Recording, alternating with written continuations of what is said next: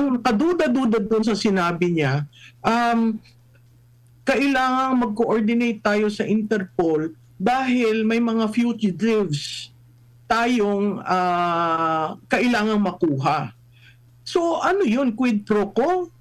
Kinolateral mo ang dating Pangulo para makuha itong mga fugitives na ito. Sino kaya yung mga fugitives na yon na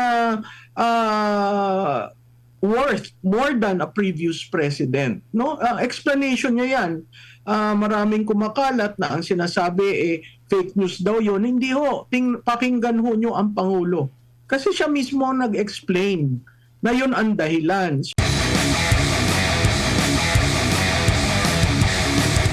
Prof, nung araw mismo, nung paghuli, ano yung naging reaction mo muna doon sa pangyayari na yon? Kasi galing kami ng Hong Kong noon kasama pa namin si FPRRD, kasama namin ni Boss Dada, nauna kaming nauwi, pero yun nga, binodcast pa. Ipinapubliko pa kasi wala ngang plano ang dating Pangulo sa kabila ng mga maling impormasyon na kesyo siya tatakas.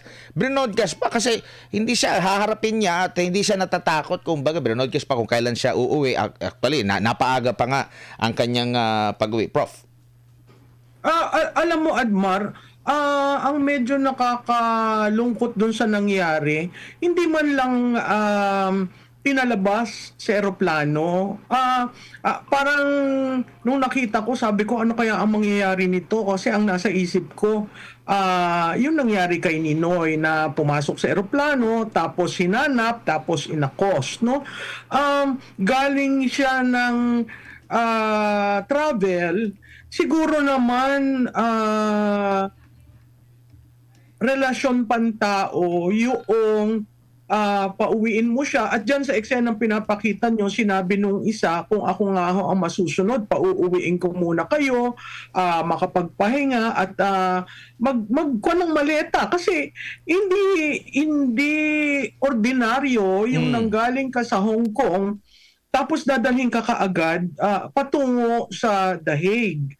So yun yung una.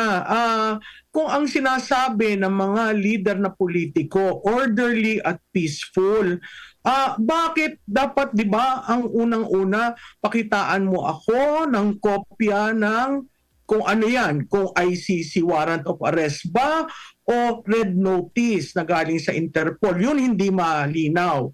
Pangalawa, tinatanong ng iyong gustong kasuhan, ano ba ang kaso ko? Diba?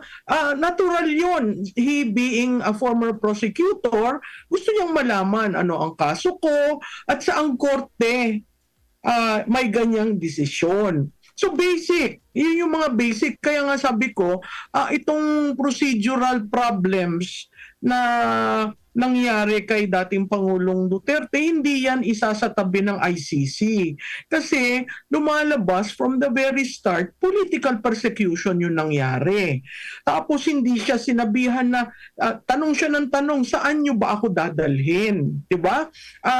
Critical rin yun kasi kung ina-arrest mo siya, ibig mong sabihin ang tayo sa Pilipinas ay hindi kaya ng mga korte natin na mahusgahan siya. 'Di ba? Kailangan kasi yun dun sa procedure ng ICC. The domestic courts will have to find ano ba ang kinakaso natin sa kanila. Ang sinasabi ng iba, hindi daw makakapag-file at hindi daw makakahingi ng tamang desisyon. Ba't nyo pinangungunahan ng korte? Diba, ang mga Marcoses, ang tagal na ng kaso na nasa sandigan, nasa ombudsman, yung iba napapawalang sala, yung iba the court finds them guilty. Yun ang ating korte, no? Hindi naman pwede na ang isang dayuhan papasok sa Pilipinas para arestuhin ito, special pa kasi dating Pangulo. So yun yung parati kong dinidiin, may failure ba ng judicial system sa Pilipinas? Kitang-kita naman natin sa PhilHealth. Talagang ang sagutan napakaganda at sinusundan ng tao. Bakit ko sinasabing political persecution? Kasi nakita mo naman, kailangan magmadali. Kasi kung titingnan nyo yung flight manifest, 1:30 a.m. pa yon. Bakit gustong isakay, 'di ba? Ang pangalawang nakakagulat, ang presidente ay nagsalita through a presser pagkaalis niya.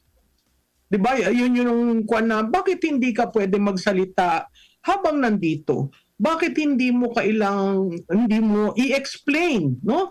Ang pinadala lamang ay mga yung sa eroplano, yung prosecutor, nung umaga yung prosecutor, tapos lahat pulis na. At ang nakakalungkot diyan, Admar, nasa base ka ng militar. Ang Villamor is a military base under the AFP. So ang tanong ko, mas naghaharing uri pala si Torre at ang gates surrounding Villamor ay naandon ang kapulisan. Parang maling-mali yung mga nangyari na yan. Bago lang si Boss Dada, nagpapakita ba yon? Parang ang lakas naman ng ICC, ng Interpol na kayang manduhan agad-agad ang gobyerno ng Pilipinas, kasi biruin mo, hindi na pinauwi ng bahay, hindi na tiningnan, pinag-aralan yung procedure ng pag-aresto, dire-diretso gumamit pa ng private plane, private jet na malimit na ginagamit ni Pangulong Marcos Jr. Napaka makapangyarihan naman, pero laging iginigit yung soberanya natin diyan sa South China Sea laban dito sa China, pero dito tiklop agad. Oo, tama ka doon, Admar, no? Ang isa pa dyan nakakaduta, bakit private plane? So, chartered. Sinong may-ari? Ang balita ko, may-ari niya na si Speaker Romualdez, no? Bakit kailangan yung ilipad ka agad? Tapos, ang hindi napakaklarado, nung humarap ang Pangulo, sinabi niya na red notice at nag-coordinate siya sa Interpol. Kasi sabi niya, member tayo ng Interpol at may NCB, yung opisina dito sa Pilipinas. Kaya red notice ang ginamit. Akala ko ba may warrant of arrest? At ang kaduda-duda doon sa sinabi niya, kailangan mag-coordinate tayo sa Interpol dahil may mga fugitives tayong kailangang makuha. So ano yun, quid pro quo? Kinolateral mo ang dating Pangulo para makuha itong mga fugitives na ito. Sino kaya yung mga fugitives na yon na worth more than a previous president? No? Explanation niya yan. Maraming kumakalat na ang sinasabi fake news daw yon. Hindi ho. Pakinggan ho nyo ang Pangulo. Kasi siya mismo ang nag-explain na yun ang dahilan. So kung yun ang dahilan, ano ba talaga ang dahilan? ICC ba? Kasi definitely ang ICC magtataka. Sandali lang. Kasi may desisyon ng ICC tungkol sa jurisdiction at bumoto 3-2 na wala silang jurisdiction. Yun yung under a different control number. Itong isang control number na basihan ng pag-issue ng supposedly secret na warrant of arrest at ginawa ng public, iba naman po yan. So, ang unang-unang kailangan tanungin is the jurisdiction issue. And the political persecution. Kasi kung political persecution yan, kaya mo dinala, gusto mong alisin ang Pangulo dito, alisin mo. Para tumahimik, kontrolado mo ang kampanya, kontrolado mo ang impeachment, kontrolado mo lahat. Hindi yan ang dahilan ay dahil sa mga victims ng war on illegal drugs. Ginamit mo lang siyang kasangkalan para maalis mo ang isang dating Pangulong Duterte dito sa Pilipinas.